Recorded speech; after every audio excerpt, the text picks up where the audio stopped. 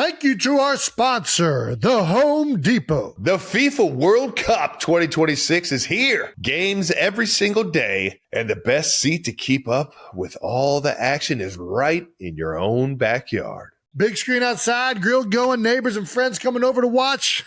Now that's how you host. As an official supporter of the FIFA World Cup 2026, the Home Depot's got what you need to get the backyard match day ready. That's right. Whether it's a projector screen setup, string lights, little patio furniture, the Home Depot will help you make your yard the go-to spot. And with fast, free delivery on over 2 million items, you can focus on setting up the ultimate backyard fan zone instead of making trips to the store. So, as we welcome the world to our backyard, get your home watch party ready with an assist from the Home Depot. To learn more, visit homedepot.com/FIFA World Cup 26.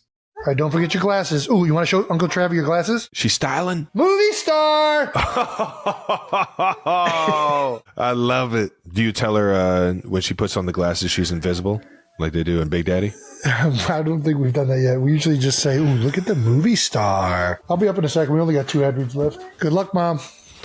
All right, let's make these ad reads last as long as possible. Got hit with a shoe. Welcome back, ladies and gentlemen, to New Heights, presented by Wave Sports and Entertainment. And we are your hosts. I'm Travis Kelce. This is my big brother, Jason Kelce, and new episodes drop every Wednesday during the NFL season. Subscribe on YouTube, wherever you get your podcasts, and follow the show on all social media at New Heights Show. Click that follow link. Jason, what do we got coming up today? We got a great episode for you guys. Knew it. I knew it. We're going to get into both of our Week 5 road wins, find out why I might need a pair of pink shoes, and get into the huge fan mentions we got last week and talk about the biggest storylines happening across the league. All right, now. But first, What's that? as always, New news coming in hot, baby. We got new merch, everybody, and Jason is rocking it right now. It's more like we finally new colors. dropped it. New colors. First item of new news is obviously the fact that the brand has New Heights merch officially available at homage.com/New Heights. To all the 92%ers, make sure you check that out. The shirts are just so comfortable. You know, it's just good material, man. Homage does a good job. They kill homage, Shout homage. out to the Ohio brand. I have no idea how to pronounce their name correctly, but one thing I do know is that they make comfortable shirts. Is that your favorite of the new merch that just came out? No, there's some really cool new colors I'm actually a big fan of, but it didn't vibe with the Phillies had and with the Phillies right now in the playoff hunt. Okay. Facing the number 1 seeded Braves. You're going to get out there and chest bump that furry monster and drink some beer or what? I would love to. We'll see what happens. Last year, we had all timed up with the bye week, so it was really easy to get out there. This year is a little bit different. But if it times up, you don't got to talk me into chest bumping the fanatic and chugging a beer with him. That boy out there enjoying every bit of that. To all the 92%ers, if you guys want to grab some new merch or at least see what kind of new swag we got, please visit homage.com/New Heights. Yeah, baby. Check it out now. All righty. Let's get to some fan mentions of the week. First up is a big one. I don't know if you guys saw this.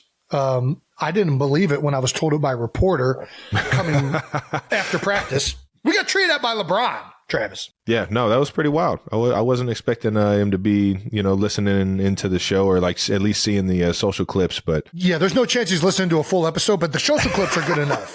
Never know, man. The guy's a Northeast Ohio guy, man. From King James, tweets at New Heights Show. Crazy I can't get an invite to join y'all. Fantastic show. Is it because you guys are truly the kings of Northeast Ohio? And as I claim to be honest. Seriously, you guys are awesome. Man, I'm not kidding you. I came in with the media in the locker room, and they were like, so you're getting tweeted at by LeBron now? And I was like, say what? Say what? What do you mean? Why is LeBron's red? This was awesome. That was pretty cool. LeBron knows we've been trying to get him on the show for a while. I know he's acting like he's just coming on now, but we've been trying to get him up here for a minute. There's no way we haven't sent LeBron James the invite, Yeah, if we haven't, intern Brandon and intern Jake are going to hear it from us.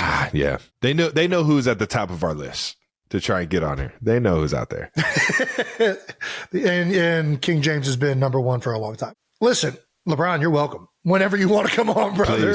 Please. We will make it happen, Captain. Grew up watching you play. We have watched your career as Cleveland and Northeast Ohio guys all the way from St. Vincent St. Mary till now. So, ooh, it's so crazy, man. Yeah, I think it's safe to say it would be an honor to talk to you. Heck yeah. I remember I went to a game down at Cleveland State when I was in 7th grade to go watch LeBron James play high school basketball. He was selling out arenas like all over Northeast Ohio and like selling so many tickets that they had to take it to a college arena or to a college. Yeah. The Gund Arena at the time or the Cavs arena. It was either one of those two. Yeah. And I saw him. I ended up seeing him at Cleveland State, and man, he went off the backboard, threw it down. I was out of my seat. I was like a little kid getting excited for like the new wave of what the NBA was going to look like. And sure enough, he didn't disappoint, man. He just kept rising and rising, and it's been cool to follow him. I remember actually watching like it just kind of came up about LeBron James like being a great like football player, and they showed some of his like high school highlights. I remember watching the Channel 5 news and seeing those highlights live. Right. They would show St. Vincent St. Mary's like, oh, they beat Akron Bethel or somebody, and it would be LeBron out there in a number 9 jersey just mossing everybody. It's like, God damn it. He's going to be the first football basketball athlete. I haven't been. I mean, I guess I do kind of get this. It's a weird realm to be in now where you get tweeted at by somebody so big and was so big when you were a kid that you're still kind of nervous as to like, I don't even know how to respond to that. I got to make sure I think something up here. I can't just willy-nilly throw a tweet back at this dude. You know what I mean? Like I feel like a school kid again, little schoolgirl. This shit's cool, man. Yeah, it was wild times watching LeBron come out of Akron, Ohio. When he got drafted by Cleveland. I know. It was electric. It was like the hometown hero coming to save the day of a failing franchise. All to be backstabbed. He saved it. He came back. He did. 2016, baby. I remember. We went to one of the games, didn't we? One of the playoff games? We sure did. Ate at one of the steakhouses downtown. Where was that at? Morton's, I believe. Yeah. Right there in Tower City. I don't know what else to say other than, we would be happy to take LeBron James. Yeah, no, LeBron, you already know what it is, baby. We need you. Would you ask him why we got to finish the debate of whether or not NBA players can play in the NFL? Or we got to ask him why he didn't put you on his AAU team when you were coming out. Well, I couldn't dribble, Jason. I couldn't dribble. I didn't make the team. Couldn't dribble. Oh man. Nobody wanted a 6'5" power forward. You know what I mean?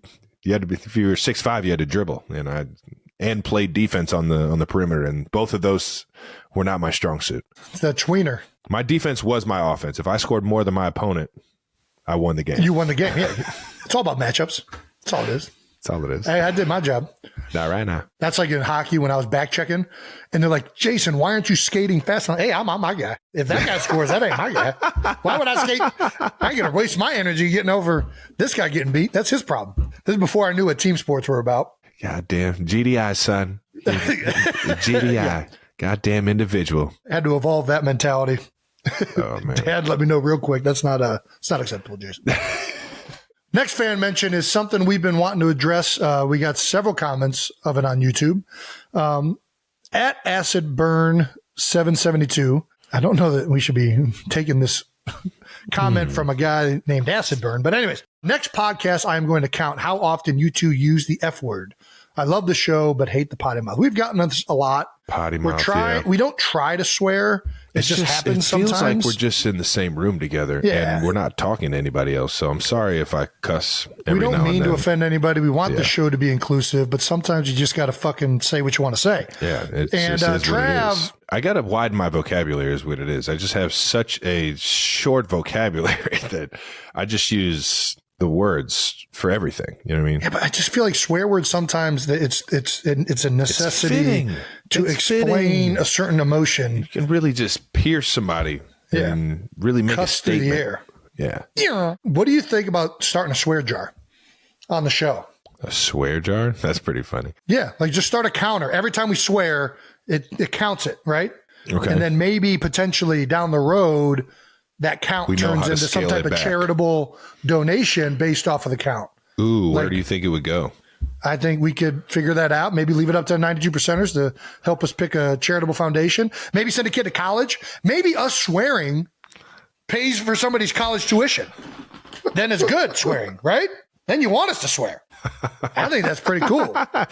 Yeah. Do you like that idea? I think it'd be fun. The fucking New Heights College Scholarship. There we go.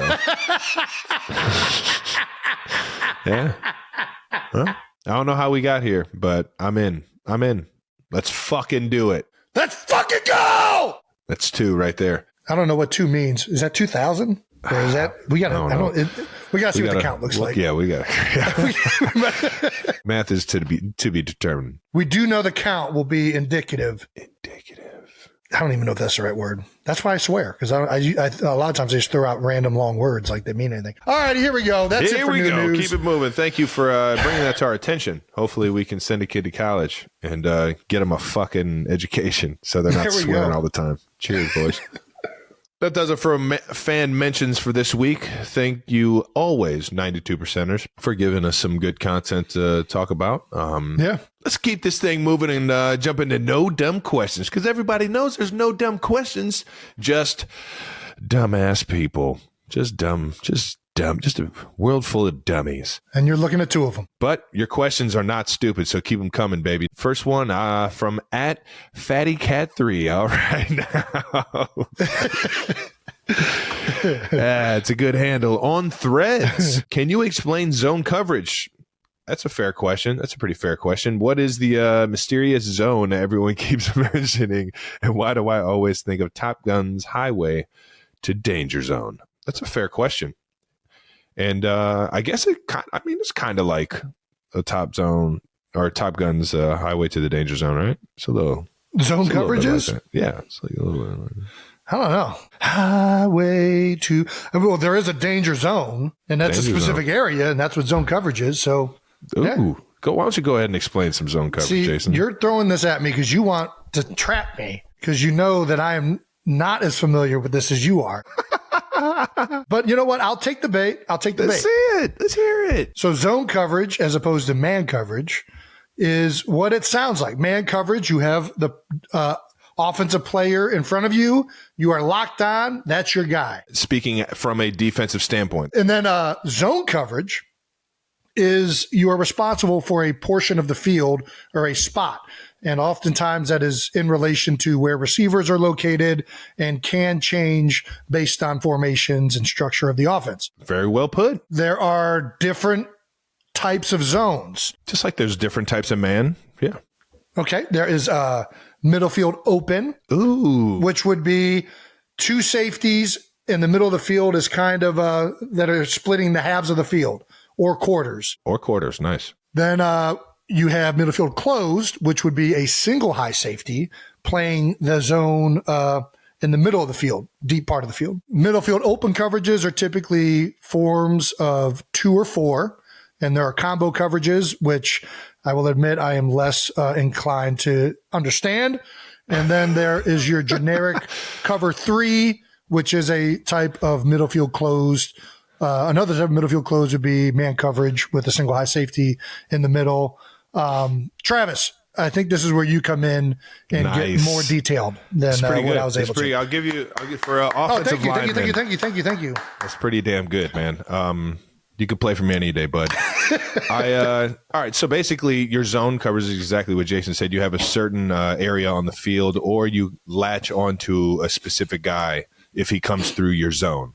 Right. It all switches. It all depends on what kind of or what style of defense you have, and the strategy that the defensive coordinator, is teaching, and that switches in every single defensive room in the league. Cover 3 doesn't look the same in every single defense. There's certain rules that if I got into it would get extremely complicated, but Extremely detailed. cover 3 is exactly what it says. There's 3 people deep. Mm-hmm. Cover 1, there's 1 person deep, and everyone's trying to play outside leverage on a specific man and force them to the middle of the field. Cover 2, typically you have too high, right? There's two high safeties. Cover 4, there's 4 people deep. So it's really telling you how many people are the furthest back, and that actually tells you certain rules that the underneath guys have as well. Very, very nicely done, Jason. So there's some zones that I am unfamiliar with. Okay, let's talk about them. So like, what is cover 6?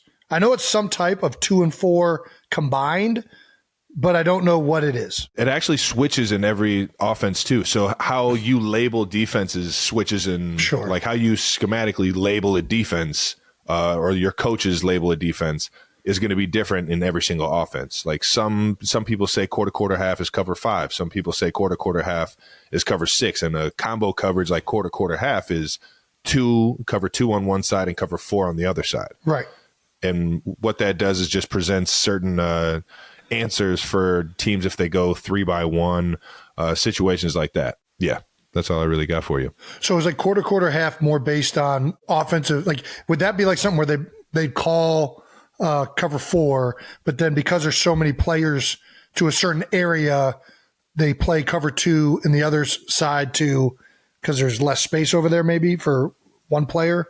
I think it's called right away? I think it's called right away. Some people just love to run, cover 2 or cover 4 to a 3-by-1, or even in a 2-by-2, and just give like certain blitz looks out of it. It can get pretty complicated, but at the end of the day, they call quarter, half because there's quarters. There's technically 3 safeties deep, but there's if you look at the middle of the field. Yeah, if you look at the middle of the field, all right, nice. If you look in the middle of the field, one half of the field is playing cover 4, and the other half of the field is playing cover 2. So it'll look like there's 3 safeties deep, but you're really playing a combo coverage of a middle field open style defense. Yeah. Which typically presents all the underneath guys that have inside leverage, except for the corner in cover 2. Yeah. I don't know if any of this is helping you, Fatty Cat. I hope we answered at least something. Yeah, I think the bottom line is a lot of the zone coverage principles allow the defense to pass players off and sit in their areas, and there are certain route combinations and concepts. Thank you. There are certain concepts that are good for different coverages, for zone or man. All of these things are called usually with certain things in mind. And when the defense can make these zone coverages look as similar as other zone coverages, make them all look kind of the same, it presents difficulties in trying to decide where players and defenders are going to be from a leverage standpoint. Good DCs make them all look the same, in my opinion. If you can make your 2, 4, 3, if you can start in the same presentation and get to it, that's when you really got something tricky going on in the back end. If you can hide it, man, it becomes tough. It's harder to do than it says. And if you got some players that are horses, you can get compromised trying to hide it, but it's harder when you don't know what it's going to be. That's for sure. Anything that, as a defense, anything that you can do to just get the offense to be a tick off, because a lot of the offense is based off of timing. The quarterback's drop when he has the ball in his hands, the timing of a certain route, an over under read, and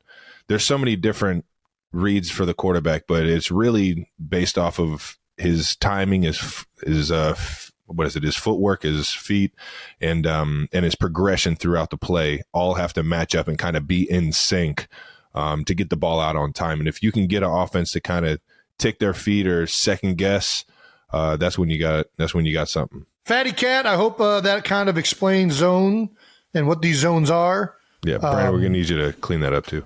We're going to have a test here for you coming up. All right, here we go. All right, now. The next question is from Lilo. I think I got that. Lily 84. All right, on Instagram. What was the best school lunch in your opinion? I'm going back to PB&J. That was the one that we had the most. Yeah.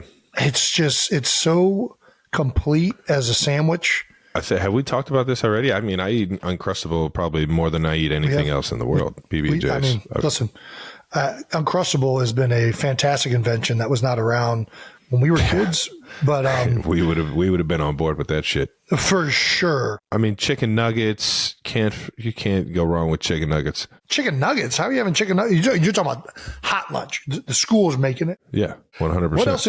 Pizza. Schools made pizza. Yeah, they made chicken nuggets. There's a few, pizza bagels. I remember that at Fairfax. Oh gosh! But it was an actual bagel. It wasn't like the little ones. I remember we got packed lunches a lot growing up. Yeah, 100%. Mom and Dad definitely were packing lunches and acting like they were trying to be healthy, but it was not healthy. Gushers, fruit roll up. That was gosh. You always got that one. How did the company, whoever makes fruit roll up, how did they convince moms across America that was like a portion of fruit? Like that was like the fruit side of the lunch. I got my PB&J and my fruit roll up. It said it on the box. It said it on the box, guaranteed. Like that is amazing. What's the Tommy Boy line? I don't remember. It says it on the box. I want it on the box. It needs to reassure. Hey, look at me. I'm all right. No, the biggest thing about school lunch, sure. Tater tots are great. You can't go bad with those. So at Cleveland Heights, we used to get open lunches where you could leave school premises. Well, actually, that was before, and then we just kind of did it. Yeah. And there was a Wendy's across the street. I'm not kidding you. Every day for about 2 years. Junior bacon cheese. Dude, I had junior bacon cheeseburger. 2 junior bacon cheeseburgers. They were on the $1 menu, man, and a 5-piece, man. This is 5 before the value menu. too. It was all the $1. That's what I'm saying. It was 2 junior bacon cheeseburgers, a medium fry, a Frosty. Frosty, you had to get the Frosty, man. And 2 nuggets. I think it was 5-piece, maybe it's 6. I can't remember what the number count was. This was every day, folks. Every day. And then I would come into the lunchroom and I would get a honey bun and a fruit punch Fruitopia. Fruitopias were undefeated in the Cleveland Heights University High School District. And that is how you build a world-class athlete, ladies and gentlemen. That was the best, man. Did you ever get in any food fights at Heights? I did not. No? I've witnessed them. Dude, I was a fucking menace, dude. I was eating at Wendy's. I wasn't in the cafeteria very often. Early on, freshman year, I was in the social room and in the lunchroom a little bit. But then after that, I was at Wendy's, though. I got some karma, man. I got some bad karma coming my way, man. Did you start some lunch? Dude, every fight, I would start a food fight. Anytime I would see like a fist fight. Yeah. Because you see a fist fight, everybody gets up from the table and like runs over to like see who's fighting. Well, it means there's a bunch of trays with just waiting to get tossed. Just throw an open milk carton, watch it splatter on the wall or something, and now all of a sudden everyone's throwing. Oh man, I definitely ruined some. I ruined some people's day for sure. I just like watching Mr. in all these situations, dude. Mr. We can't name names. We can't name names because he ended up getting canned because of that. I've seen a security guard at Heights who used to play arena football, play college football. The most joked individual I've ever seen in my life. Like he ran the entire building. Break up a fight as another fight's breaking out. Taking a kid to the office from the cafeteria in the main hallway. Another fight breaks out that looks extremely out of control. So he's like, "Oh, I got to go make sure nobody gets hurt right here." Tells the kid to stay put right there. And you're listening. No? Didn't listen? As soon as he let him go, tried to jet out of there. Immediate. It was. You can't outrun Mr. It was so no. Sorry, you can't outrun teacher X. This was one of the most impressive things I've ever seen in my life, with no hesitation, like a Texas gunslinger, right off of the hip, takes the walkie-talkie and just like Austin, like the opening scene in Austin Powers when he has the shoe. The dude just fucking throws the shoe at dude. I'm talking about. Smack the dude in the back of the helmet or back of the head. Yeah. Laying flat on the ground, out cold. He's out. Oh, well, this explains why he might have got released. But high school at Cleveland Heights was one of the most lit experiences. But you need that. If anybody who went to Cleveland Heights knows, oh my gosh, we needed that man in that building.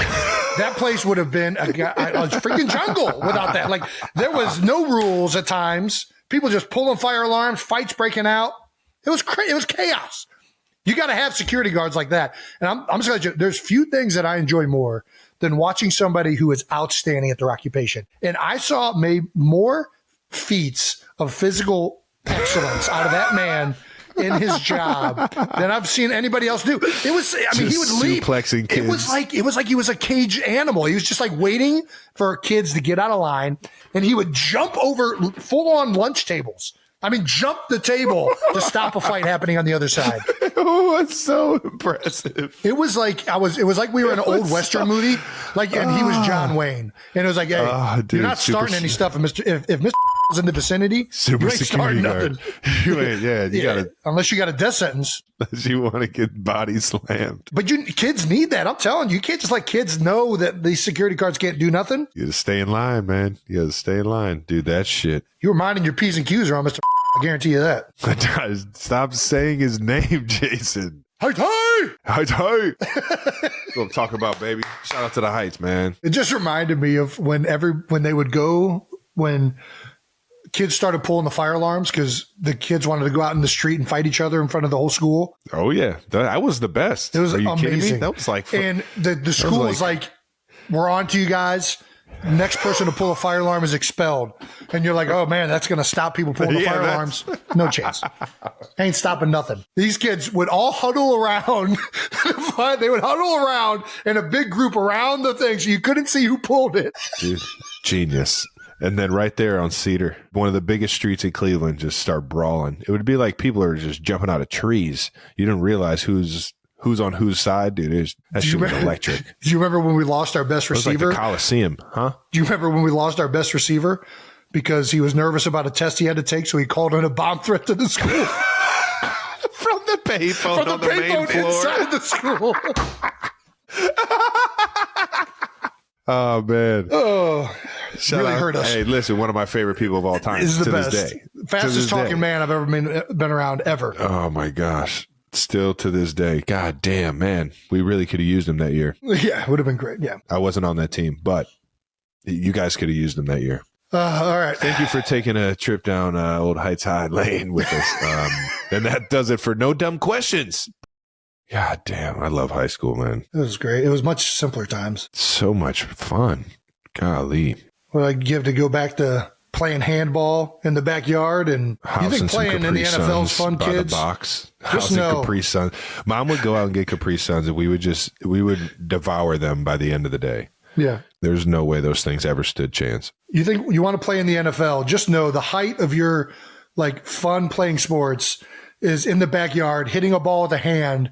And if it hits above the second floor window, it's a home run. If it's below, it's a double. And if you don't get it to the house, it's an out. That's peak sports fun. So just letting all you kids out there know, Get in the backyard it's and all make up downhill from here. I'm just letting you know. Get in the backyard and make up a fucking game, kids. All right, Please, no more. don't play something that has rules. Make the rules up. Make them up, man. You got to get creative out here. Let's keep this thing fucking moving, man. Tee up some bold topics to wrap up week 5 in the NFL, starting off with both of our games. I'll start off with yours first, Jason. Eagles 23, Rams 14. Moving on to 5-0. I'll take it. Initial thoughts on your first trip to SoFi? Did you feel the magnifying glass that was over top of you? No, I didn't. It wasn't hot. It was a good temperature with the nice breezy. The sun coming through the roof there didn't really affect anything. I thought it was really nice.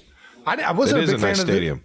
It's very nice to look at. I wasn't a huge fan of the turf, but outside of that, I think the stadium's really freaking cool. Now, when you say you're not a huge fan of the turf, what is it that was it you couldn't get good footing or what? It felt a little bouncy, which just kind of threw me off a little bit in warm-ups. But by the time you're warmed up and playing, you're not noticing it. But yeah, I think overall the stadium experience was phenomenal.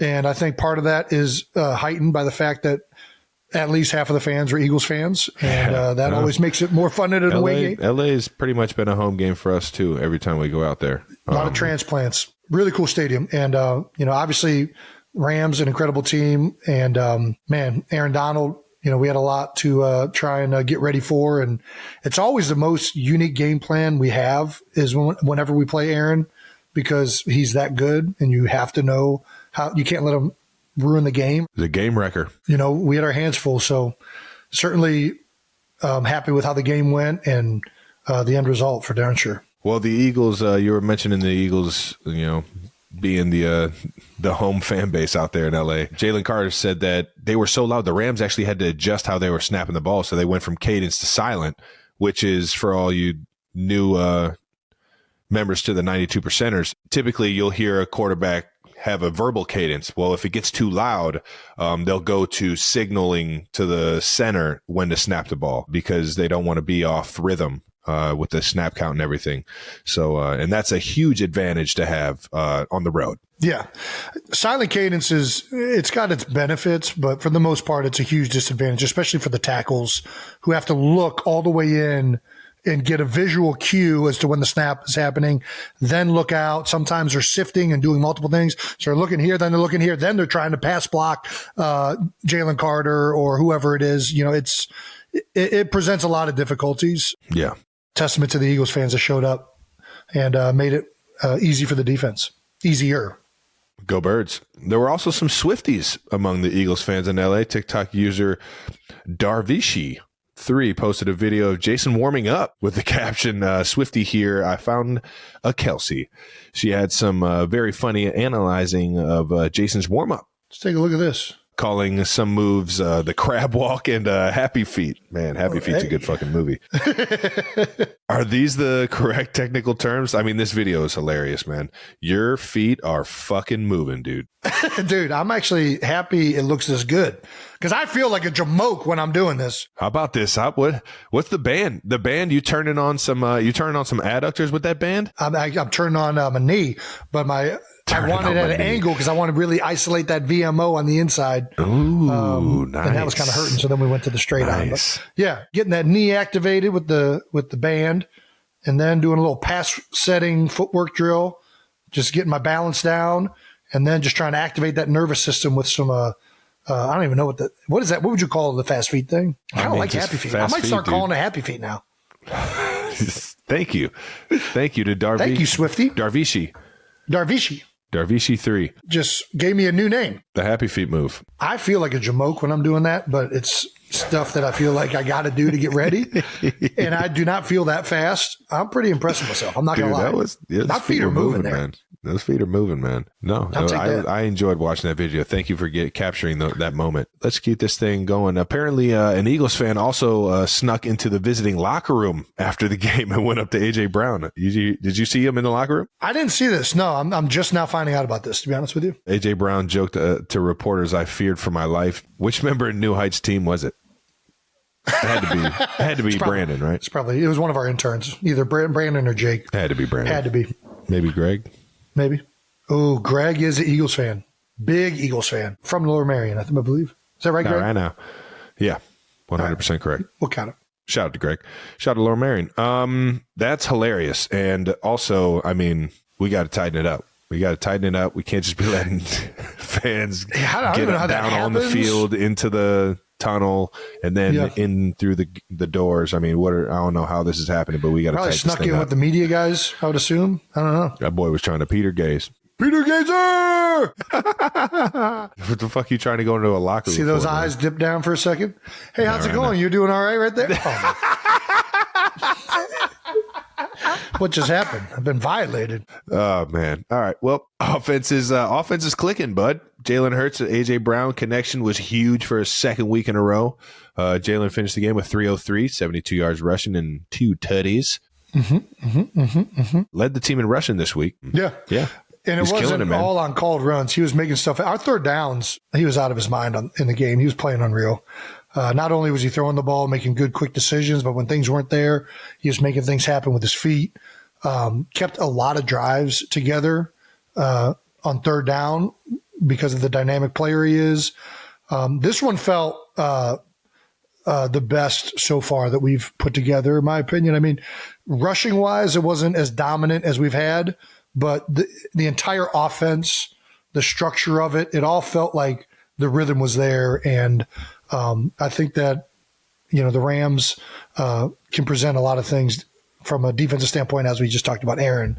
But across the board, they got good players. So, really, really happy with how we did offensively. Hell yeah. And we finally got my guy Dallas Goedert some receptions, man. Dude, I've been waiting for it. 8 receptions, 117 for a tutty. It's one of the biggest mismatches in the league. Can we get my guy? Yeah. I mean, you got a few good ones. I'm not going to lie. You got a few good mismatches, but. Well, you know how it goes sometimes. It just, for whatever reason, doesn't work out. And yeah, AJ's just throwing to his best friend. Really, really happy that Dallas finally got a game that's been coming for a long time with everything he does for our offense and the mismatches he presents. It's hard. We have so many weapons. We have Dallas, we have Devontae, we have obviously AJ Brown, we have DeAndre Swift. Everybody can't have 100 yards every game. And well, I mean, you can. You just got to be flawless. that's right. You got to be Miami Dolphins 70-25. Jesus. Then everybody's happy. Dallas does so many things for our offense. Everybody was happy. His girlfriend Aria posted a video of him scoring his first touchdown for the season, and you could see that her excitement, I can guarantee, matched the entire team's excitement for Dallas getting on the board for the first time. So we were pumped up to watch that. Always get fired up for a tight end touchdown, baby. You know what I mean? Just the most selfless players on the team. Never seen a tight end do a documentary about himself. Gosh. So the it was NFL about our family. You're in the documentary. Huh? You're in the documentary. By the way, number one documentary of all time. How about it, huh? Did you see that? How crazy is that? All because of you and me. Doesn't have anything to do with this Taylor Swift drama. That's what I'm saying, man. Everybody's just so interested in the family dynamic. Yeah, I thought that was pretty cool, man. That's fun to hang your hat on that. So if those of you that don't know, it's the most watched documentary ever on Amazon Prime Video. So if you haven't watched it, go check it out, man. Kelsey, the documentary that shows how selfish Jason is. Don't say. It's just so fun, man. Listen, I'm in there crying pouring my heart out for you, bud. I'm in there crying too. We're both crying. All right. I'm in there pouring my heart out. I can make jokes. Okay. Yeah, I know. It was fun. I'll go watch it again and add another watch to add another view to it. But let's get back to AJ Brown leading the team in receiving for 6 for 127. But the highlight of AJ's performance was, we already know, Baby Y enjoying some pink cleats. Breast Cancer Awareness Month. Is it breast cancer awareness? Yeah. That's what I thought so. I think now it's only been doing it for my entire career. Well, it used to be just breast cancer awareness. Now it's like multicolored, and it's called oh my gosh, what's the name they use for the month? It's I knew it was something else. It started with strictly breast cancer. Crucial catch. Now it's incumbent of like a bunch of different charities. There's basically a rainbow for it to go with all of the charities. But this was a throwback to when it was just breast cancer awareness. We used to get pink everything. Guys would only wear pink stuff.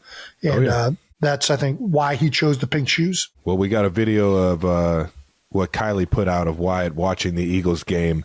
And she didn't miss those pink shoes one time. Oh, I see the pink shoes again. I see AJ Brown shoes. Me too. I see him. Dude, I mean, dude, that's pretty cool. The moment I saw the video, I was immediately smiling, and I hope she's so cute, man. I mean, it was adorable. And you want to talk about good advertising for AJ Brown? I mean, I firmly believe if you get a kid that is just like if you can maintain the attention of a child, you're doing something right. Like that is hard to do. You're killing it. Right.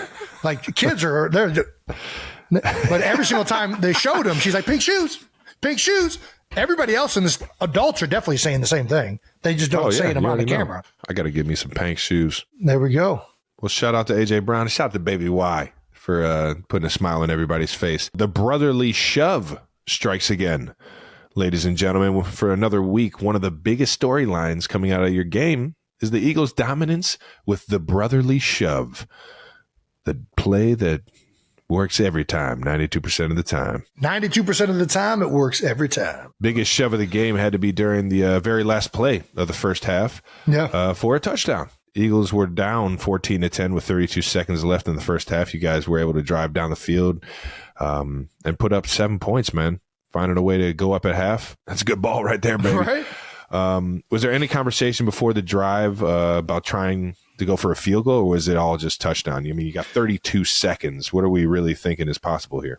Yeah, I mean, when you have 32 seconds, first of all, whenever you're going into a 2-minute drill, the goal is to just get points. Yeah, especially before half. Yeah. Before half. So 32 seconds, I think all of us are probably expecting 3 points if we were going to get some. And we just had a few big plays that didn't, and we had all of our timeouts. And then the huge one at the end there with the defensive pass interference in the end zone that got us the ball on the 1. And then once the ball is on the 1, I mean, I think everybody in the stadium knew what was coming next. I mean, everybody did. Yeah. Did you tell him? Because there's a few copies out there like, what's coming.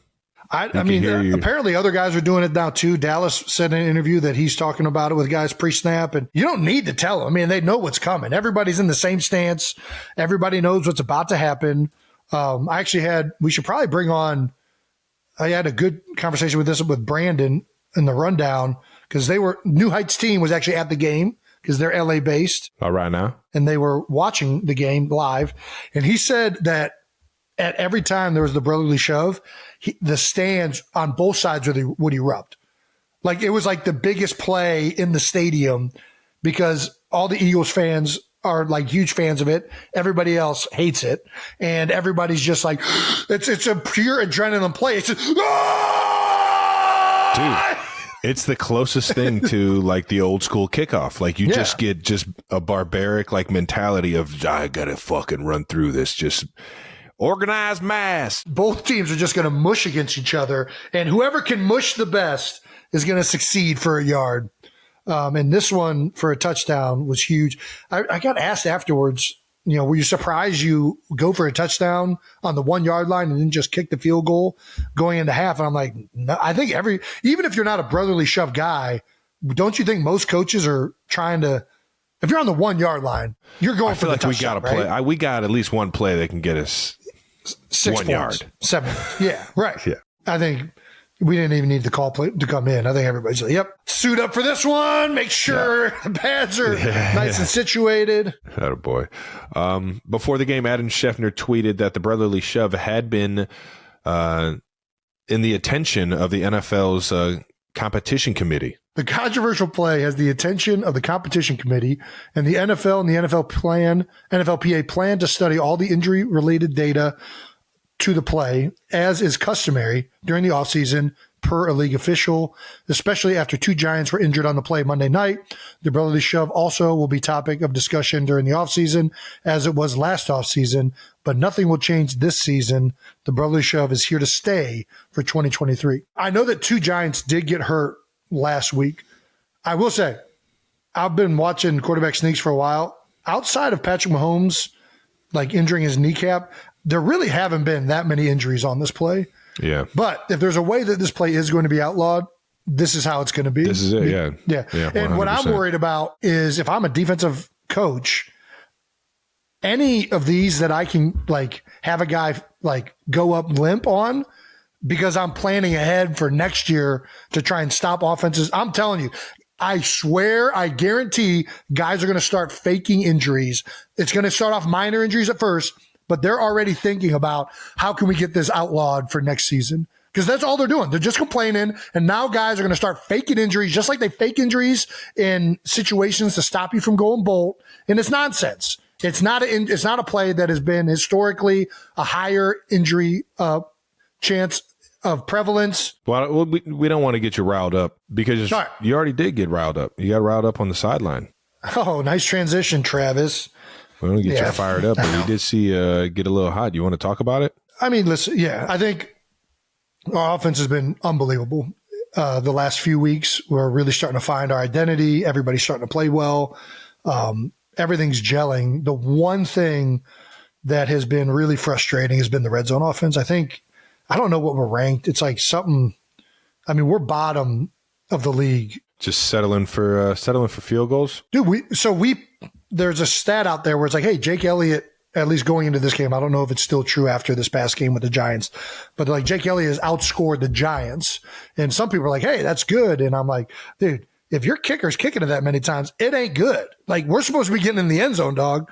Like field goals, we're lucky we have Jake Elliott. We wouldn't be 5-0 without Jake Elliott. We got to get the red zone fixed. And a number of things happened in the red zone this past week. Communication issues. We had to delay a game. Multiple things build up, and you start getting frustrated. It all builds up, and me. For me, I've always had an issue once everything builds up, and then you just let it out, and it's not the productive way to do it. And I can't do that. And it's a Kelsey way, man. Yeah, but it's not good, and it's not productive, and it's not respectful. And I think, I mean this like with every fiber in my being. Like, I love my teammates, my coaches, everybody in the Eagles organization, like their family. I don't think that's under question by any means. Well, and I think that's part of the reason why sometimes this happens. Like, I don't get, if a Starbucks lady messes my order up, I don't blow my gasket. This tends to happen. You ain't going only in situations. For some reason, there's been my whole life. Kicking and screaming. Will Ferrell, yeah, this kicking happens. And screaming, like, I'm just like, what with my coffee. Yeah, but it's not acceptable. And like, even if I'm not even offering anything of substance to improve it in the moment, I'm just like letting out frustrations and airing out things that are frustrating that are killing us. And we want to be really good. And I know that we're 5-0, but we could very easily not be 5-0. And the one glaring thing that we need to get fixed is the red zone. And it's starting to become a major frustration for me, but I got to handle it better than this. And I think all of my other teammates are handling it better than this and being adults about the situation. I got to be better. That's the bottom line. I think you're on your ass a little bit too much about this. Everybody knows kind of teammate you are and what kind of player you are. And I think you're pretty well respected around that building. But at the same time, that's why you're one of the leaders, man. You can step away and see what it really looks like and make the corrections, man. Just the answer to your red zone problems? What's that? Dallas Goedert. You just got to keep fighting. He's the biggest mismatch in the red zone. Okay. Give my guy some fucking touches. But let's have some fun with it. There was 92%ers all over Reddit kind of making light of the situation. User Experian posted a video of you yelling and with the caption, "What was Jason freaking out about?" on the sidelines. Wrong answers only. So we're going to have some fun with that. Reggie Wigglesworth says Sirianni told him Travis was correct about straws only having one hole. You just see you getting fired up just talking about how many holes are in a fucking straw all over again. That'll get you fired up. At Booger Flickin said, telling him about Twilight. I love it. Yeah, the whole series. Knowing that again will get you fired up. I'm out of here once you start talking about that shit, though. At Team FYI, someone said he belonged in Hufflepuff. Yeah. Classic. That would get me that fired up because I'm not a fucking Hufflepuff. Appreciate the 92%ers for shining some light on a situation like that. Keep this thing moving on to Hassan Reddick and Jalen Carter. Man, them dogs, bro. Them dogs on the D-line.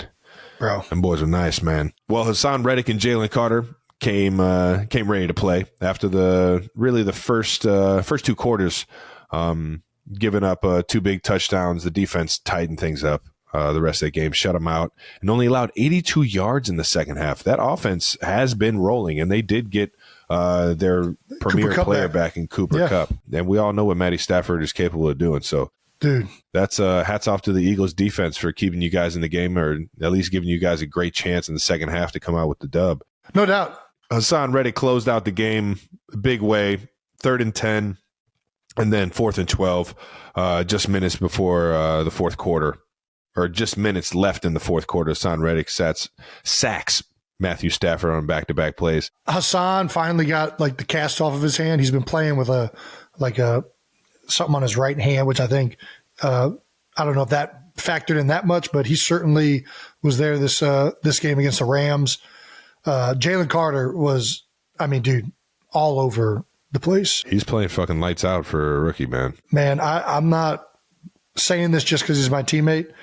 I have not seen this many rookie D tackles impact the game right away like he's doing. The quickness, that's a the huge speed. He's got like a savviness to him that you just usually don't see in a young guy. Like, he knows when we're in practice and guys are pulling. Like, that's something that like most young players takes them a couple years to kind of evolve that vision to be like, okay, this offensive lineman looks a little off. I think he might be pulling, and then he's quick to react. And dude, he's a wild card. And I mean, I'm happy he's on our team. That's for dang sure. He is balling out, and that's gonna, when one guy is causing that much havoc, it's going to open up everything else for everybody else. I mean, that's the way it goes. And with how many horses we got in the D line, hey, have fun, guys. I'm happy we ain't got to do it. You guys had a LeBron stat of the game. Hey. So we're going to start to mention every time there is a LeBron stat for both our teams. Do you want to describe what a LeBron stat is? Yeah, LeBron stat is these stats that are just insane numbers, and we're not sure what they really mean, but they sound fucking awesome. Like LeBron James had the most assists before turning 21 years old with 1,193. Yeah, typically I feel like cool. That's cool. Under 21 years old, before he could drink. Before he could drink, this is how many assists he had. I feel like typically it's a stat that's like a short time of like a time frame, right? Like over the past 3 weeks, he has been Joe Montana. It's like cool. Why is the time horizon only that period? Just because you wanted the stat to say something? But anyways, yeah. All right. What do we got? We got LeBron stat of the Eagles game. Jalen Hurts is the first quarterback in NFL history to record 30-plus rushing TDs in their first 50 career games. Why? Fucking mind-blowing stat. Pretty fucking sweet. He's got 30 rushing touchdowns. I wonder if he's going to have the most rushing touchdowns in his first 51 games and then his first 52 games. At what point does the... It's just very odd. We will wait and see. Arbitrary times, but I guess all that means is that Jalen Hurts is pretty good at getting in the end zone. So, doggone. Yeah, I'll take that LeBron stat any day, baby. Let's get to I don't know, the frozen north. Soda, eh? Where the Chiefs took on the Vikings. Is it that cold up there yet? What was the temperature like up in Minnesota? No, it was actually really nice. They opened up the doors. Oh, cool. So it was kind of like it was an outside venue. And I'll tell you what, man. Beautiful stadium, Hats off, man. Hats off. That thing, I hadn't seen it like in daylight, and it is a beautiful stadium. Yeah, they did a good job with that. One of my favorites I've played in a long time. And of course, the Skull Nation, everybody over there, Minnesota's fan base was absolutely electric. Chiefs Kingdom showed up yet again, as they always do. And it was rowdy in that thing. It was a rowdy afternoon in a competitive game, man. I got a lot of respect for not only the fan base, but everybody over there playing for the Vikings, man, coaches included. Well, let's start with this because you just brought up how much you love the stadium. I'm surprised you're saying that because early on you went down with a non-contact injury and a lot of fuss has been brought back up around turfs and stadiums. I didn't find out about it till after the game because we were playing at the same time. And somebody was asked if you were all right. And I was like, my brother's hurt. I didn't even know my brother's hurt. But I watched the play. It looked like he just tried to cut right after making the catch. You're looking to cut back up inside. And did your ankle get caught in the turf or did it roll? Yeah, it rolled. I rolled my ankle. It was like a basketball, like you're coming down off a rebound and you just roll your ankle. Yeah. It was unfortunate. If you watch it in slow motion, my ankle kind of slips for a couple of inches and then it finally grabs on the turf. And that's been the knock is that when you do slip, you don't just slip right through the grass. You kind of slip and then you have grabs. And then it grabs, and when it grabs your I don't know, your joints and you're just not ready for it. But I'm just out here just being old as fuck and just offing myself because I'm not getting tackled and getting injured. Like nobody's doing this to me but me. Yeah. And I just feel like a fucking jamoke and a grandpa every single time I go out there and just injure myself. So that's what the majority of my frustration was. Initially, felt a few things going on in my ankle that I didn't feel great. Really? Yeah, that's why when I first rolled it, I got right off the field and I really couldn't put much weight on it. So I knew I had to at least see if it was broken. Went in, got x-rays, and from there knew that there was nothing structurally wrong with it. So I could just tape that thing up and get back out there. Does it change at all because it rolled It was like a low ankle roll. Where you got to know the terrain, or you got to know the surface that you're playing on, man. Okay. I got to go in with a base with a more athletic position. I kind of just got lackadaisical, tried to let my what I think is an athletic move later on in my career just is an athletic move. I gotta play with the base. I got to play with my feet underneath me. And the rest of the game, I did that. And you didn't see me slip around or injure myself at all. So I just, when you're playing on turf like that, you just got to have a little bit more awareness in how you're putting your feet in the ground and how you're changing direction. And it's just an unfortunate part of the game, man. Did you spat? Did you just kind of tape it up extra tight? Spatted it up, yeah. Taped the ankle and then taped over the shoe for sure. Just kind of limited the flexion. I didn't get the update from Jay Glazer the way I have been, who's been very keen on giving Travis Kelce updates, because I actually saw him out in L.A. The day before the game. Shout out to Jay. Good to see you, brother. He's an LA guy, yeah. But you just talked about the turf, and we're going to talk about it right now. The internet was quick to blame this whole thing on the slit film turf that is on the field at U.S. Bank. For some context to everybody who has not been privy to a lot of these turf issues that have been being debated, ESPN Vikings reporter Kevin Seifert tweeted, U.S. Bank Stadium has slip film turf, which NFLPA data shows has had a higher rate of non-contact lower extremity injuries than other types of turf. The surface here is slated to be replaced after this current season. Can we explain the differences of playing on turf, grass, different types of turf? Here's my theory. My theory on any turf is that there's black pellets, and when your cleat is on top of turf, you don't really get that natural, like you're digging into the ground. It kind of just grabs on top of the turf. Yep. Your cleats kind of just grab on top of the turf. And it's almost, if you have too many black pellets, it kind of feels like you're on stilts a little bit, or at least like an unstable surface. When there's too many black pellets, that's where it gets kind of, that's where it gets kind of iffy for me, because the more unstable it is and the more you throw your feet in the ground, that's not a good equation, So I'm glad you're bringing this up. Have you ever noticed the difference between a slip film turf, a monofilament turf, a combination turf? Like when you go out on the turf, can you be like, oh, this is a slip film turf? No. Because I can't, right?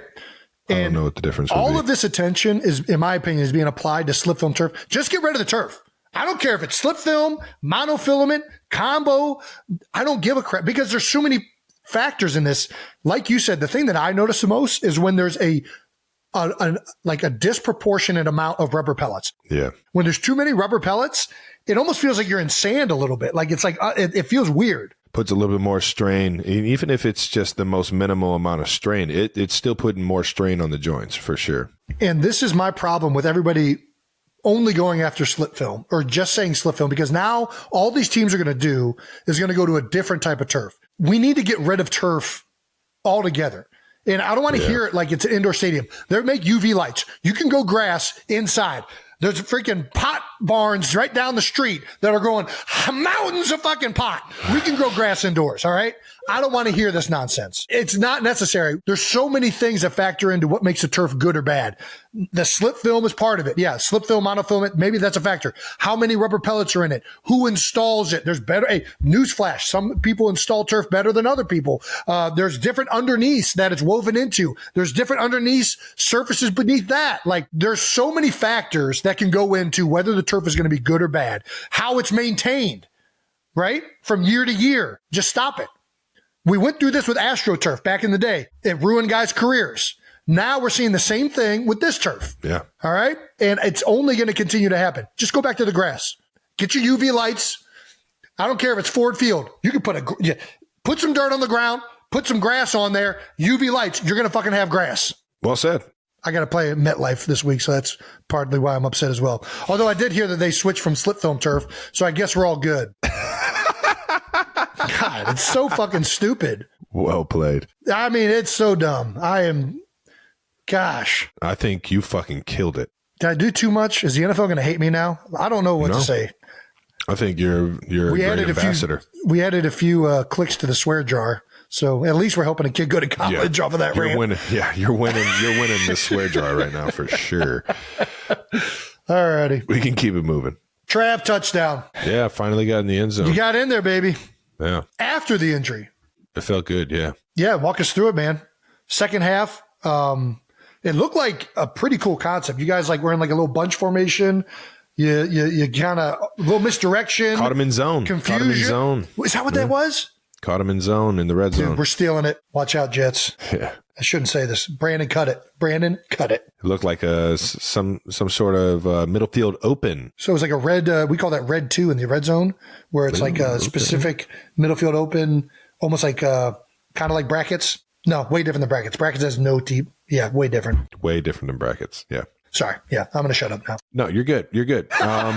Essentially, we had a tick on what they like to run, and we've ran that play a million times before, so it was just kind of one of our go-tos. And we have a bunch of plays that we run off of that. So just when you think you got us, another touchdown for El Travador. How about that? That put us up 2 scores, man, in the third quarter. Going into I have nothing else for you. All right. Well, on the drive, you had 5 receptions throughout before you scored the touchdown with 45 yards. Were you tired coming off of that field? You had to be pretty tired getting 5 receptions in the touchdown. I mean, that was a long drive. Drive. I don't know how many plays it was. I think it was over 10. There were a few third down conversions, a controversial third down conversion that Vikings head coach was threw the challenge flag for, and I was thankful and lucky enough that they called that a catch instead of an interception. Would have been really bad if they would have called that interception, but I felt like I had possession of the ball going down and was sliding around on the grass for a minute there, and then he took it out of my hands. So they called me down. Gotcha. Yeah. They called me down, and it got me the first down on a third down conversion. So nice. Kept the drive alive, but running around, man, just trying to find a way. Is it more significant coming back from an injury and then having a bunch of a really great drive like that? I think it does. Just, you feel like more like you're going through more. It's a new challenge.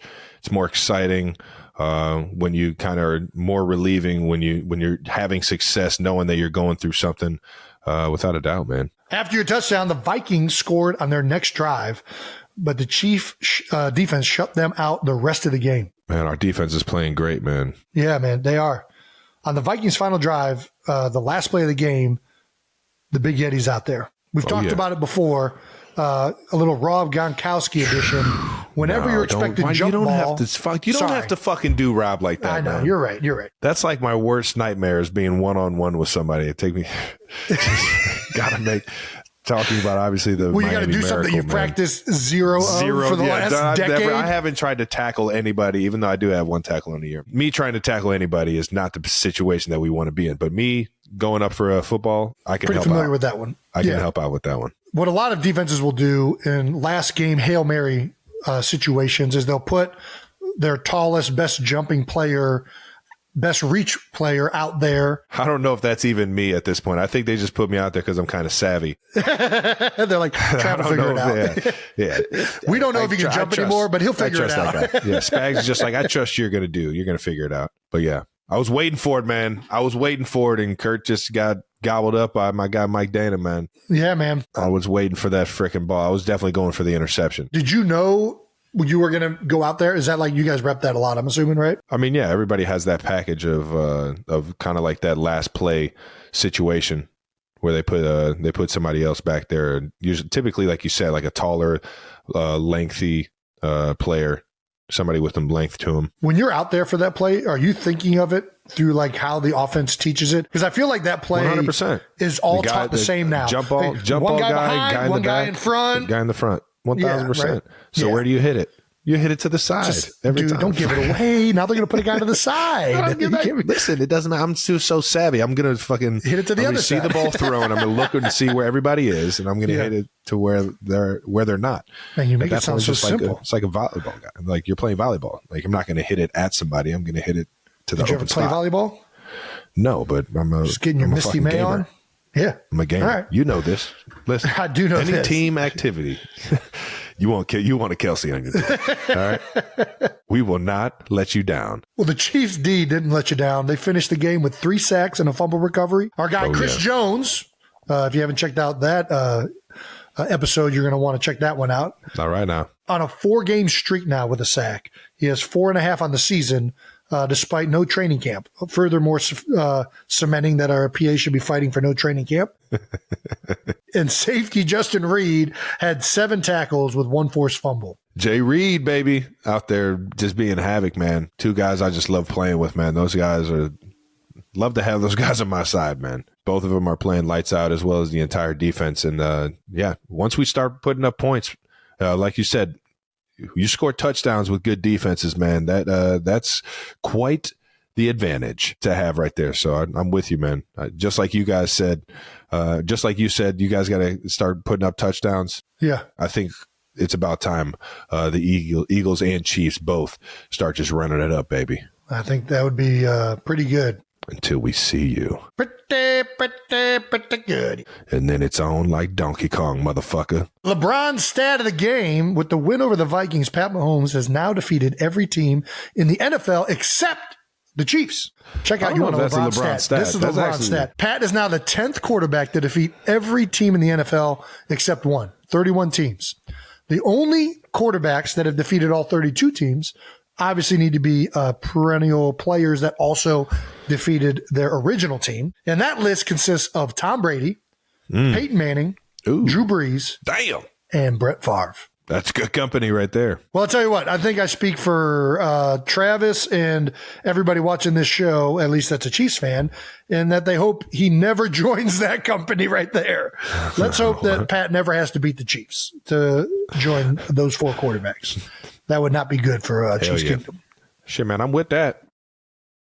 Player insights on NFL storylines. We're going to talk about some other things that happen across the league in Week 5. Week 5 roundup. Let's give some quick thoughts into the biggest headlines from this past week of NFL football. The Jets beat the Broncos 31-21 in the Nathaniel Hackett Bowl. Jets named offensive coordinator Hackett their 4th captain for the game on the Friday, which I thought was awesome. Hackett was also given the game ball after the win. Did he go off for the coin flip? Gosh, that's a good question. Let's see what this picture looks like. Nope, it's just a picture of Nathaniel Hackett. I don't know if he went out for the coin flip. That would be electric. I don't think he can. I think you can name him the captain, but I don't think you're allowed to actually send a coach out there for the coin flip. But that'd be electric if they did. Well, a lot drama packed game, man. Very drama packed game. Obviously knowing about what Sean Payton said. It was heightened this offseason with Broncos head coach Sean Payton when he called out Hackett in July, the former head coach of Denver before Sean Payton was hired. Payton took shots at Hackett, saying his time in Denver was one of the worst coaching jobs in NFL history. Everything I heard about last season, we're doing the opposite. I play him this week. This is why you don't say stuff like that. And to Sean's credit, he tried to walk it back afterwards. He tried to, but I can guarantee that was brought up this week with the New York Jets. There's no doubt about that. Well, I mean, they made him the captain. Yeah. So it was. Do you think, do people underestimate the power of locker room material? All right. Bulletin board material, baby. Yeah. I think it's big. Anything to get the juices going. I play a little bit when I'm playing for something else, like more than just wins and losses. I'm playing for a little bit more like pride and playing for my guy next to me's, job and livelihood, knowing that this guy's given everything that he's got. Hell yeah. I'm fucking using that. I'm using that every bit of that. Sometimes I start digging for shit just to, in my mind, create that monster or create that aggression or that focus and that determined, mindset to go into a game with. I feel like when I'm playing my worst, I'm just kind of out there just playing for the fun of the game. Like when I have an aggressive mindset to get something done, and play a little bit more, like there's more on the line. 100%. There's something that happens when you're really either angry or it gets your senses going. It fires you up. Sometimes you just got to artificially get that going. And sometimes it's hard to get going artificially. So when a team gives you a gift like this, where you're like, okay, it's on now. I think it does make a difference. And I don't know, how many players were affected by this, but just in general, yes, I do think locker room material matters. I think that I think that people use that to their advantage for sure. Do you ever give anybody any bulletin board material? I try not to, and and it's genuine. I don't want to, I don't really hate on nobody anyways. I think what I did wasn't necessarily bulletin board material, but I barked up the wrong tree one time. What's that? Playoff game against Tom Brady. 2015, I think. Yeah. You know how Tom Brady kind of runs down to the other side of the field and gets everybody hype in pregame warmups? No, I didn't know that. I mocked him a little bit. And he does it in Gillette Stadium. I mocked him a little bit. Oh. And I could see him go from like getting hype with the fans to looking at me and just like turning that switch on. Just like, who the fuck is this young dude mocking me right now? And I was just like, oh shit, I hope I didn't just create a beast for the defense. I don't even got to go up against him. Just poke the bear. I just poked the bear. And I felt it. I felt it when I poked him. Sorry about that, Chiefs Kingdom. It's not a guy you want to amp up. That's not the guy you want to poke. Yeah, I learned that. I learned that lesson real quick. Yeah, I think we had one with the Patriots too. That we shout out to Tom. I never did it again, it's on the Julian Edelman episode, but we talked about it a little bit after the game when we won Super Bowl 52. Lane Johnson had a quote, and I actually said something too, I think. But either way, we played them 2 years after that, and you could tell they were still thinking about it. And we knew some guys on the team that said Bill brought it up the following season. And after the game, what Lane had said was, I think, they don't have fun in New England. I think it's all about something like that to that extent. And Bill had the most perfect press conference response after the game where he said, that was fun. Yeah, we had a lot of fun out there. So got a hats off to the man himself, Bill Belichick. All right, moving on. Dolphins beat the Giants 31-16 on Sunday. Coach Mike McDaniel was given the stat that the Dolphins had more yards than any team in history through 5 games. The good old LeBron stat. This was Mike's response. Mission accomplished. Our whole goal this entire offseason was statistical output through the first 5 games. Well said, played. Mike. Gosh, well said. He's clever. Clever guy, man. He gets it. Yeah. He gets it. Yeah. And shout out to the Dolphins, man. I tell you what, they got speed. They're rolling, brother. They are rolling. They got a bunch of speed over there, man. Bunch of speed. 49ers beat the Cowboys 42-10 in a dominating performance on Sunday Night Football. The 15th straight regular season win for the 49ers. 49ers and Eagles are now the only 5-0 teams in the NFL. Not right now. One of the highlights from the game of the 49ers was a 38-yard George Kittle touchdown that came off a trick play.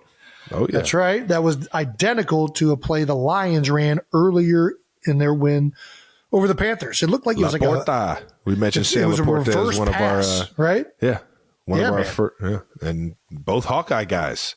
Laporta being a rookie out of Iowa. Yeah, both Hawkeyes, man. Hey, yo. There's something about them Hawkeyes tight ends, man. And finally getting my guy George some tutties, man. The guy's out here just being an absolute workhorse for that offense, just being selfless and blocking for everybody and getting everybody else open. Thank you, Kyle Shanahan, for letting my guy get a piece of the pie and get in there and have some fun in the end zone. Yeah. 3 of them things. And I think Sam Laporte's a Hawkeye guy. I think he had 2. I think he had 2 tutties. Hey, man. Well, that's a tight end snack if I've ever heard one. All right now.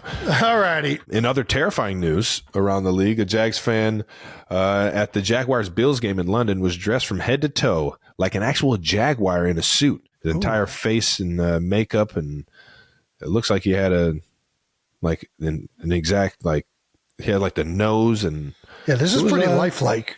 It was. I mean, it's impressive. He kind of overdid it, right? 100%. But that's what they do over there in London, man. They go full throttle. They just do it with a suit on. We put like spikes on shoulder pads and shit like that in America. Yeah. You know what I mean?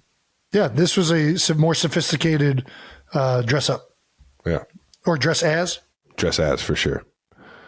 Well played, though. I mean, that's what you want. You want a genuine crowd, and they were that. I mean, that screams London, 100%. Yeah, Jags play over there all the time, so they get a lot of love over there. And they found a way to get a win. Yeah, found a way to get a win. Jags 25-20 over the Bills. Stayed over in London after the game the week before against the Falcons. The Bills didn't get into London until Friday morning before the game. How much do you think this impacts the game? Nothing at all. Right? It's the same as us going to L.A. to go play the Rams last week. Like, it's yeah. I think if you want to win a football game, it doesn't matter when or where the game's played. You're going to get up and get after it. You're going to fucking find a way to win the game. Excuse my language and my potty mouth. Add it to the scholarship fund. Here we go. There we go. You're going to find a way to dig deep.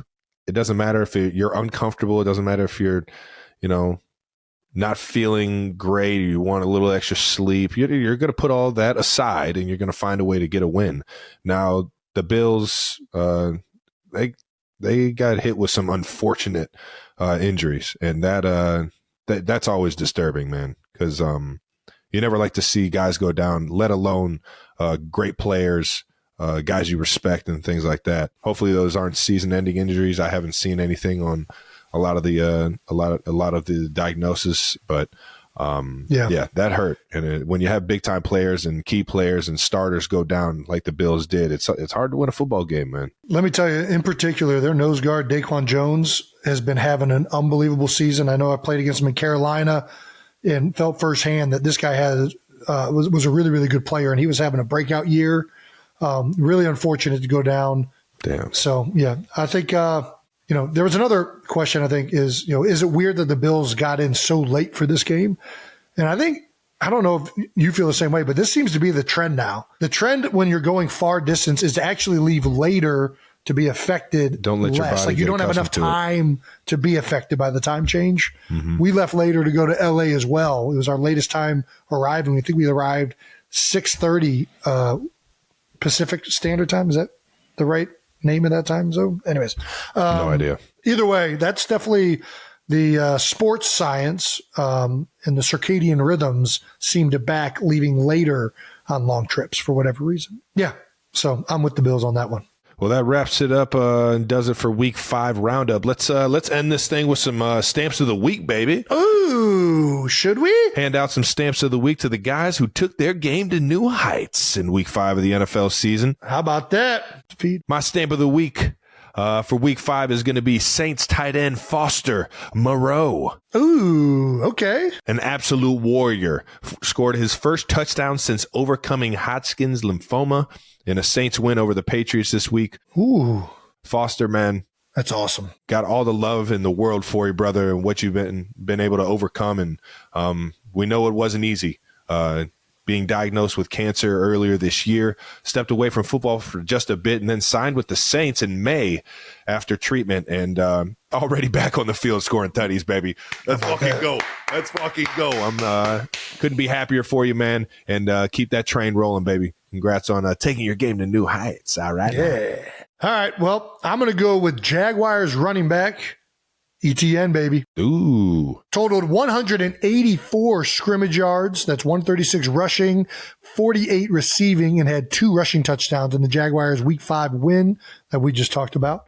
He became the first player ever with at least 175 scrimmage yards and 2 touchdowns in an international game. Ooh. Man, we're killing it with the LeBron stats this week.